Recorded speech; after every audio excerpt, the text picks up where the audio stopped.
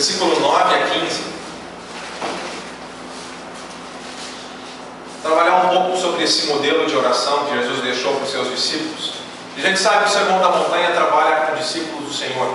Mateus capítulo 5, versículo 3, versículo 1 e 2. Ele viu as multidões, subiu ao monte, e como se assentasse, aproximaram-se os seus discípulos, e ele passou então a ensinar aos seus discípulos, e ele ensinou diversas coisas. Nós já vimos essas diversas coisas. Estamos trabalhando um pouco a ideia de oração, como é que o discípulo de Jesus se comporta na oração, o que é a oração para ele, quais são as coisas que ele busca, que ele prioriza, e vamos trabalhar um pouco mais sobre isso hoje. Mateus 6, 9 a 15. Portanto, vós orareis assim: Pai nosso que estás nos céus, santificado seja o teu nome, venha o teu reino, faça-se a tua vontade, assim na terra como no céu. O pão nosso de cada dia dá-nos hoje, e perdoa-nos as nossas dívidas, assim como nós temos perdoado aos nossos devedores. E não nos deixes cair em tentação, mas livra-nos do mal, pois teu é o reino, o poder e a glória para sempre. Amém. Porque se perdoardes aos homens as suas ofensas, também vosso Pai Celeste vos perdoará. Se porém não perdoardes aos homens as suas ofensas, tampouco vosso Pai vos perdoará as vossas ofensas. Um dos grandes trabalhos de Jesus Cristo nesse Sermão do Monte foi mostrar o fato de que os discípulos dele são diferentes. Diferente na maneira em que eles pensam, diferente no coração, e por conseguinte diferente nas atitudes, nas palavras e nas ações. E nesse contexto, onde ele está trabalhando um pouco a ideia de oração, pelo menos a partir de capítulo 6, versículo 5, o contexto mais imediato, ele falou que nós não poderíamos ser como os hipócritas religiosos, que oravam não com uma intenção única de ter relacionamento com o Senhor. Eles tinham uma segunda intenção por trás, e a intenção deles ao orarem era para serem vistos pelos homens, e sendo vistos pelos homens eles pudessem ser aplaudidos. Jesus Cristo falou que nós não deveríamos ter essa segunda intenção, mas uma única intenção, um relacionamento puro e verdadeiro com o nosso Deus, a quem devemos todo o nosso amor. Na medida em que a gente está orando para ser visto pelos homens, nós não estamos deixando Deus no lugar dele, de glória e honra que é devido a ele. Estamos, na verdade, querendo rivalizar com o Senhor e querendo pegar um lugar que não é nosso. E depois ele falou, versículo 7 e 8, que orando também, a gente não poderia ser que nem os gentios, porque os gentios eles se usam de vãs repetições. As orações deles são mecânicas, sem nenhuma reflexão.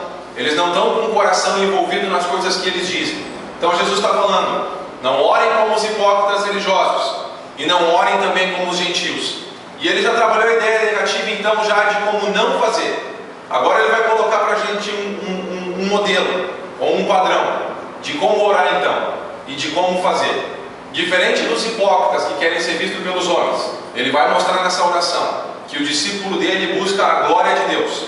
E diferente dos gentios, que tem uma oração muito mecânica, sem reflexão, sem o coração envolvido na oração. Jesus vai nos mostrar que a oração do cristão é uma oração refletida, é uma oração inteligente e é uma oração racional, onde ele coloca a vida dele de maneira dependente, de maneira humilde e dependente a Deus. Mas olha para capítulo 6, versículo 9. Portanto, vós orareis assim. Temos aqui um modelo então. Pai nosso que estás nos céus, santificado seja o teu nome, venha o teu reino, faça-se a tua vontade, assim na terra como nos céus. E quando ele nos ensina a começar as nossas orações com um Pai nosso que estás nos céus, ele não está utilizando ou evidenciando uma única fórmula pela qual a gente vai se dirigir a Deus. Mas a gente tem que refletir nas palavras que significam Pai nosso que está nos céus.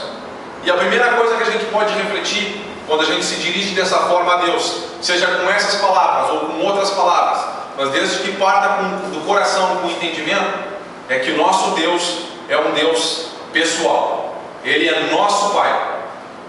Algum comentarista falou que o nosso Deus pode ser muito mais do que uma pessoa, mas menos do que uma pessoa ele não é. E Jesus está mostrando que nós temos uma relação pessoal com o nosso Deus. Deus esse que ele identifica como nosso Pai, mostrando um relacionamento íntimo que nós podemos ter com Deus. Existe uma relação filial entre nós e o nosso Deus Criador do universo. aquele que é o nosso Redentor. No Velho Testamento a gente não tinha essa ideia de o povo de Deus chamando Deus de Pai. Foi o nosso Senhor Jesus Cristo que revelou para a gente no Novo Testamento e nos ensinou a chamar o nosso Deus de nosso Pai, mostrando essa relação familiar que nós podemos ter com Ele. Nós tínhamos um grande problema na nossa vida, que era o problema do pecado e que nos deixava bastante afastados do nosso Deus. Mas o que o sangue de Jesus fez naquela cruz foi algo tão extraordinário, que quebrou qualquer barreira possível que pudesse existir entre nós e o nosso Senhor. E Ele aproximou de tal forma, Efésios capítulo 2, versículos 13, 14 e 15, mostra que Jesus Cristo é a nossa paz, e que pelo sangue de Jesus Cristo nós somos aproximados de tal forma, que Efésios 2,19, por exemplo, a gente é família de Deus. Significa que somos filhos do Senhor, e podemos de fato chamar o nosso Deus de nosso Pai. Romanos capítulo 8 nos mostra que nós não temos mais um espírito de terror que domina as nossas vidas. Nós temos um espírito de adoção, pelo qual nós podemos clamar ao nosso Deus de Abba, Pai. E essa palavra Abba, ela revela bastante intimidade. Significa que a gente pode chamar o nosso Deus de nosso Papai, mostrando um relacionamento bem próximo que nós temos com o nosso Senhor. Então temos uma grande graça quando nos aproximamos do nosso Senhor. Podemos nos aproximar chamando Ele de nosso Pai, que revela que Ele é amoroso, que Ele se preocupa com as nossas necessidades, que Ele se preocupa com cada um de nós.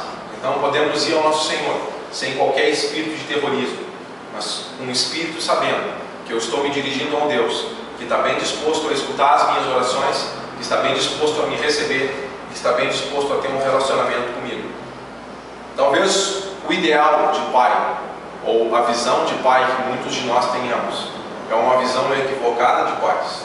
Talvez alguns de nós tenhamos tido pais que eram excessivamente rigorosos, que eram pais que maltratavam cada um de nós, ou talvez, no extremo, nós tivemos pais muito ausentes, pais muito distantes, e às vezes nós estamos com uma imagem equivocada do que é ser um pai verdadeiramente. Mas Deus Pai, que se revela nas Escrituras, é um Deus Pai que se revela num ideal de paternidade.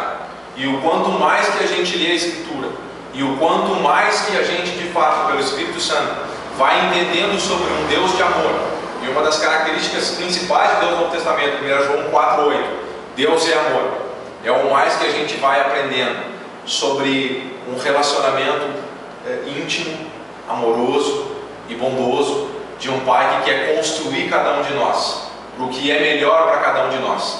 E Deus, na sua infinita sabedoria, sabe direcionar cada um dos seus filhos para aquilo que é melhor, sabe disciplinar da maneira adequada quando é para ser disciplinado da maneira adequada. Deus é um Pai bom, e Jesus Cristo queria com que cada um de nós que somos discípulos dele entendêssemos isso. Mas Ele não é só nosso Pai, Ele também está nos céus, e não está se referindo tanto à morada de Deus, está se referindo à ideia de Deus assentado num trono. Ele está nos céus assentado num trono, e Ele domina soberanamente sobre todas as coisas. Ele tem o poder sobre tudo. O nosso Deus governa sobre os céus e a terra, e governa de maneira especial na igreja dele. Efésios capítulo 1, versículos 20 a 23 diz que Jesus Cristo foi exaltado, tem um nome que está acima de todo nome, para que o nome de Jesus se dobre todo o joelho e toda língua confesse que Jesus Cristo é o Senhor, para a glória de Deus Pai. E esse Jesus Cristo, que é a cabeça do universo, Ele também foi dado por Deus como cabeça da igreja. E seja Deus Pai, seja Jesus Cristo, de fato, eles têm todo o poder. E Deus utiliza esse poder dele de maneira amorosa. A gente sempre precisa focar e entender que esse Deus soberano que tem todo o poder é também o meu Pai. E Ele combina perfeitamente no caráter dele amor e poder. Muitas pessoas têm poder e autoridade e utilizam sem amor. Não o nosso Deus. Nós podemos estar confiantes que Ele utiliza esse poder de maneira perfeita para amar cada um de nós.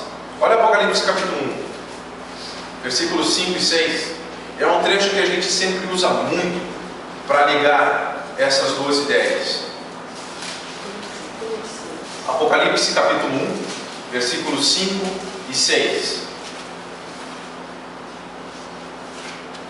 João está escrevendo o Apocalipse da parte daquele que era, que é e há de vir, capítulo 1, versículo 4, e também da parte dos 7 Espíritos, e também, versículo 5, da parte de Jesus Cristo, a fiel testemunha, o primogênito dos mortos e o soberano dos reis da terra.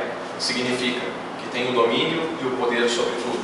Pois esse que é o soberano dos reis da terra, continuando o versículo 5, é aquele que nos ama e pelo seu sangue nos libertou dos nossos pecados e nos constituiu de novo para o Senhor, reino e sacerdotes. Nota que o soberano dos reis da terra, aquele que tem todo o poder, usou o poder dele para nos amar naquela cruz, nos resgatar e nos restaurar. Quando a gente vai orar ao Senhor, é bom gastar deliberadamente tempo pensando sobre um Deus pessoal. Eu estou me relacionando com alguém que é vivo, eu estou me relacionando com alguém que é meu Pai, que é cheio de amor e que está atento às minhas necessidades de transformação, de crescimento, e que é poderoso, como fala Efésios 3, infinitamente poderoso para fazer muito mais do que aquilo que eu estou pedindo ou pensando. E o Sermão da Montanha trabalha muito sobre transformação.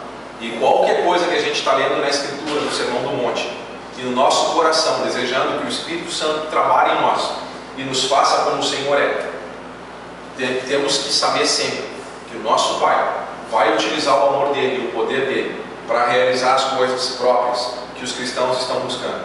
O nosso coração mudou, a nossa vida mudou, a nossa mente mudou, e o que a gente busca prioritariamente são as coisas do caráter de Deus para a nossa vida. Quem busca o Senhor, de fato, tem prioridades diferentes. E Jesus vai trabalhar no restante desse sermão, depois do capítulo 6, como as pessoas do mundo buscam bens materiais, como estão ansiosos por tantas coisas materiais, como existe uma busca frenética por coisas debaixo do sol. Mas nessa oração, Jesus está mostrando que o coração dos cristãos mudou completamente. E os discípulos de Jesus são diferentes naquilo que buscam. As prioridades são diferentes.